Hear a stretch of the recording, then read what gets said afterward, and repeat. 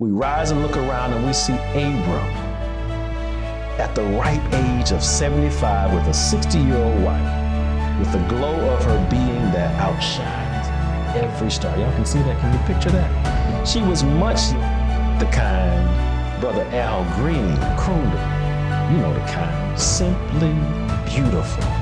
Abram was minding his business when God...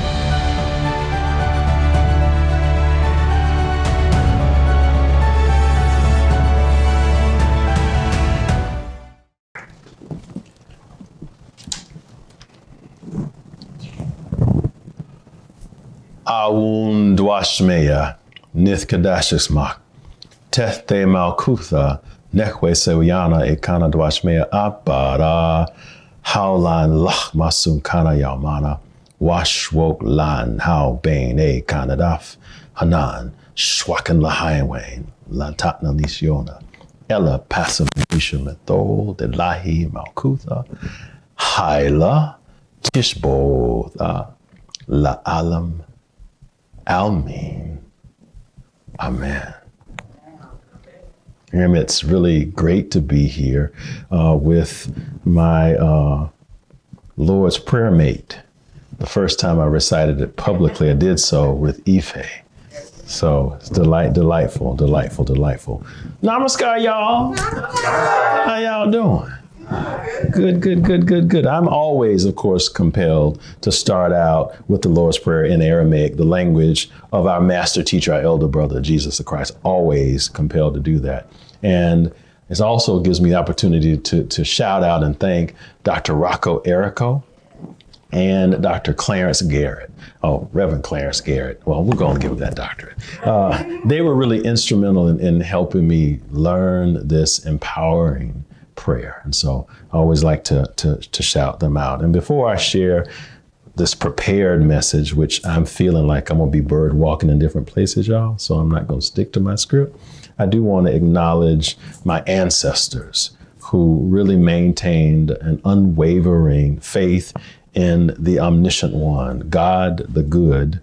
I'm blessed to be the fairy tale told by my grandmothers and grandfathers, Marietta Potter, Lily Mae Burks, Monroe Lee Potter, and the Reverend Timothy M. Burks. And so I want to do that. I also want to thank Living Truth 365 for your service to New Thought Christianity and the Church Universal. I'm especially grateful to Reverend Sharon, Reverend Terry, and then so many others who are here, but just thankful to you for your support to me over my journey when I was in school of ministry, out of school of ministry, said I'm never going back, said I'm not going to do this. And I thank you for being there all the way through, being a listening ear. In the 12th chapter of Genesis, we find these words. The Lord had said to Abram, go from your country, your people, and your father's household to the land I will show you. I will make you into a great nation, and I will bless you. I will make your name great, and you will be a blessing. So Abram went as the Lord had told him. The word of God for the people of God. And so I'd like to briefly share a message entitled, Go On Now. And if you're from the Deep South, it's gone now. Rewind the biblical narrative with me and picture the scene. On a clear day, we rise and look around and we see Abram at the ripe age of 75 with a 60-year-old wife with the glow of her being that outshines every star. Y'all can see that? Can you picture that? She was much like the kind Brother Al Green crooned about. You know the kind. Simply beautiful.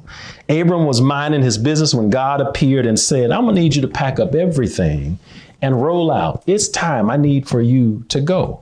And so Abram listened, and he knew that what he'd heard within his being was true. God was calling Abram beyond his genetic lineage into action.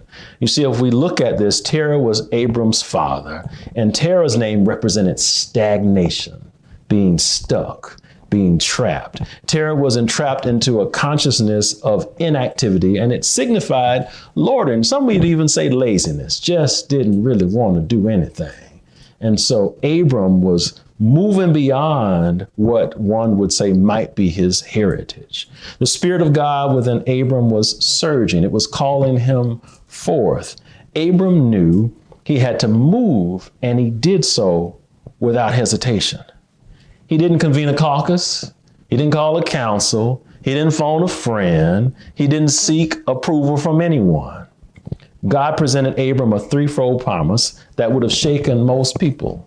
I mean, think about it. First, God promised Abram children upon children upon children, even though he and his wife, Sarai, were childless, seasoned saints. They considered themselves so old that they laughed at God's promise. Then Abram was promised real estate, overflowing with all they desired. The whole land of Canaan. That's what they were promised. Now, to put this promised land into context, you have to think about it this way. Canaan is a territory that's smaller than the state of New Jersey, about the size of Jamaica. We're talking about 6,700 square miles. A lot of territory. Some consider it small, but a lot of territory. Third, God promised Abram blessings upon blessings. Now, in my mind's eye, I see Abram probably singing, "On my journey now, on my journey now. Well, I wouldn't take nothing for my journey now." Or something like that, you know. That's in my mind's eye. Abram, along with his wife Sarah and their nephew Lot, journeyed where God sent Abram. On arrival, they discovered land was already occupied, of course, by the Canaanites. Now, this part of the biblical narrative reminds me of growing up with my paternal grandparents. I was a little one, as they say, about knee-high to a nickel, not older than 5. And at that point, I garnered the nickname Amen because my grandma would tell me I would praise God with a shout and a holler from the front row. You know, my grandfather was an AME preacher who was called a country preacher. He took what was meant to mock him and he reframed that label. He embraced it with pride with each passing year. So, of course, as the youngest grandchild, and my grandparents, I think de facto 5th child, I grew accustomed to sitting on the front pew with my grandmother, the First Lady. So you can imagine my surprise when I visited churches all over southeastern Alabama and southwestern Georgia to witness my grandfather minister, and I found my seat taken. Like, what you mean? That's reserved for me. I mean, who else should be sitting there? You know, I was promised that seat. And my granddad is up in the pulpit. Now, truthfully, while I never really said that, I can promise you that I prayed a shouting spirit would hit them and move them and cause them to get up out of my seat, my pew, my row, my space. And I think that's what happened with Abram. I think Abram remembered God's promise. He set up an altar and he prayed. Famine swept the land, and since they were without the things for the preservation of the body, they ventured into Egypt to get those necessities. We know metaphysically, Egypt represents both substance of life and life in the depths of body consciousness. There is a duality that exists in Egypt. Egypt is mysterious, it's life-sustaining. Egypt has a region of darkness, a region of mystery. Egypt is a kingdom of substance and abundance. There are all these things. There's a double-mindedness to Egypt that I think can foster contemplation of a world of both good and evil. This duality, this separation points in many ways to a denial of God the good and God's omnipresence. There's something about Egypt that's alluring and repulsive, attractive, engaging, and bizarre.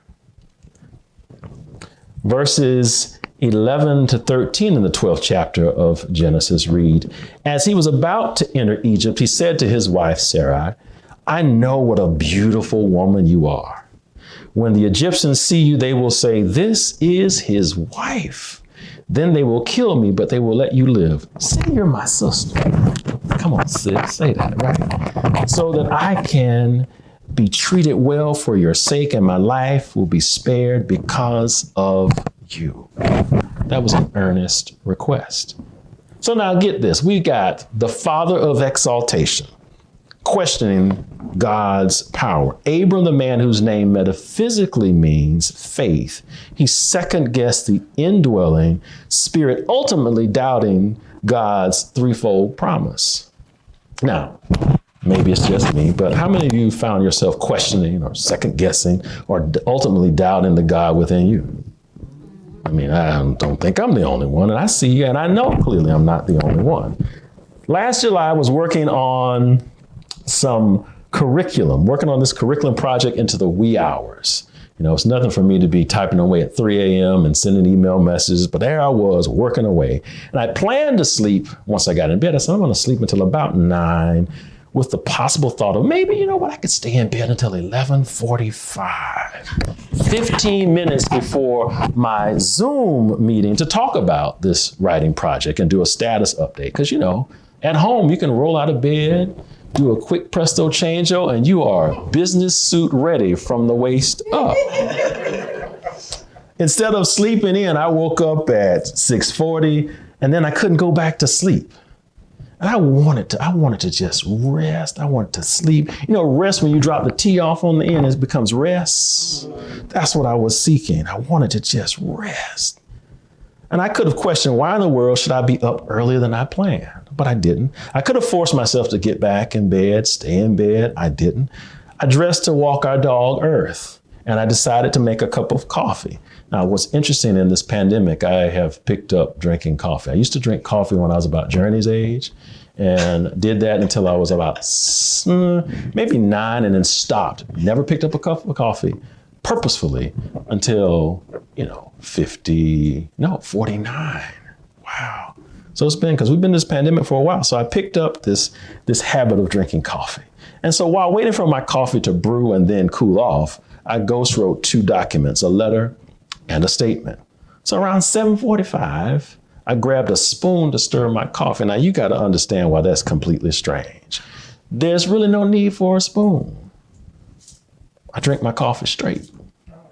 No milk, no sugar, black and strong. I opened the drawer and got a spoon to be busy.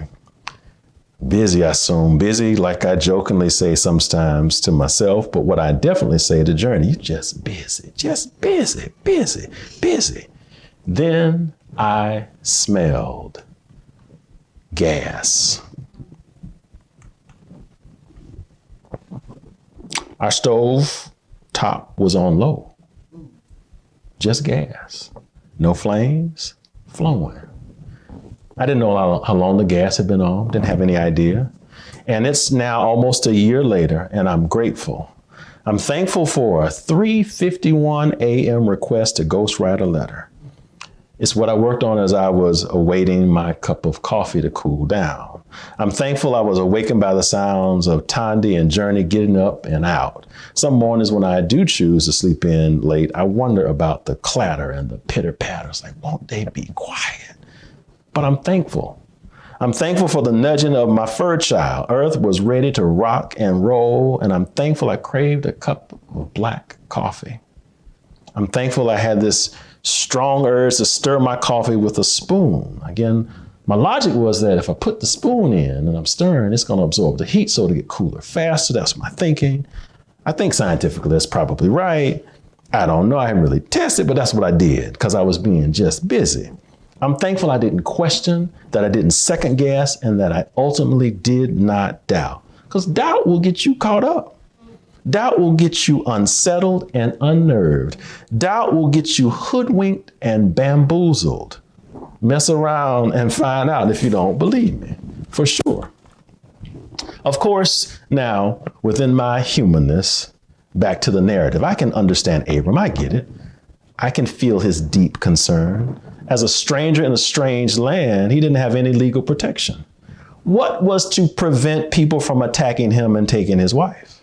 Abram did as many of us do. He doubted the divine covering he had. He meddled in the workings of God. As his wife's protector, Abram had the ability to refuse proposal to her hand in marriage. He could refuse anybody. Well, anyone except for Pharaoh. Now, according to Charles Fillmore, and I quote, Sarah represents the soul not yet regenerated, not yet reborn, not yet reconnected. Y'all, it was a hot mess. I mean, a hot mess. Pharaoh married Sarai. The union was not of God, and this brought about devastation to the kingdom. Now, since Abram didn't do what he was called to do, a series of plagues struck Pharaoh and his court. Think about it. What would you do if life was grand until someone showed up your doorstep, came into your chamber? I mean, what would you do? What would you do? And although these plagues were not deadly, they produced painful, unsightly sores. So whatever Pharaoh had in mind when he first saw her and he was playing that song of Al Green in his head, like, the other Al Green song, y'all know the one I'm talking about. Right. That stuff couldn't happen because Pharaoh eventually started doing the math. The math was mathing. I mean, because Sarah remained simply beautiful throughout, untouched, unbothered, not a sore on her body anywhere. And so my grandmother and several other folk in my life would say, now, if things ain't adding up, the truth wasn't included, baby. So at some point, Pharaoh called the wise folk around and said, now listen, we got to sort this thing out. All these plagues are coming to it. What is going on? In the end, Pharaoh was like, Abram, Sarah, y'all got to get out of here. In essence, get your things and go. Now, this dismissal is reported as, in the annals of history, as really the first use of the phrase, bye, Felicia. Now, seriously, though, there's some goodness here for us today. So what's the good news for us? What's the good news for us? What does this story offer us as truth students? What does this offer us as New Thought Christians? What does it offer us as we move about and have our being? Well, first, faith is our foundation. When we cultivate faith through action, we access a key to what the Fillmores call complete oneness with the Christ consciousness. And because faith is our foundation, we can, I went too fast. Oh, they all popped out. I thought they were going to do one at a time. That's all right. The next one is bank on God. The promises of God are true, as my grandma would say, both of them, today and tomorrow. When Spirit speaks to you, listen and then move without having a caucus, without calling 50 people, without sending and getting feedback, without doing a survey by email. Just do it. My grandma would also say it this way: God may not come when you want him, but he's always right on time.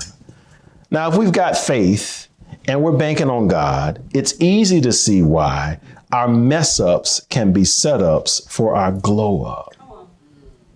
When we connect to the indwelling Spirit, we are empowered to change our reality each day as we explore new horizons on our journey. You and I have been called to leave everything that is unlike God. For some of us to leave, all we need to do is pray to God. For some of us to leave, we got to do some reading and some studying and write the vision and make it plain. And still for others of us to leave, we've got to meditate to hear the still, small voice of the indwelling presence of God. Whatever floats your boat, whatever gets your goat, I promise you it will work if you work it. We've been called to move into new territory, higher territory. Along the way, we might have some setbacks, we might have some naysayers, some challenges, some triumphs on this journey. Yet with God, we can go higher. Now, don't y'all want to go higher? Yes. Really? Yes, the songwriter says, take me higher. Take me higher in love. Take me higher in joy. Take me higher in peace. Don't you want to go higher? Yes. Then you want to go higher in consciousness. Take me higher in consciousness. What about abundance? Higher in abundance. Take me higher in abundance. Don't you want to go higher? Higher in being, higher in doing, higher in having a life of abundance, consciousness, peace, joy, love. I know I'm not the only one who wants to go higher. So friends, you are on your journey to higher ground. Go on now. This is the good news. And so it is.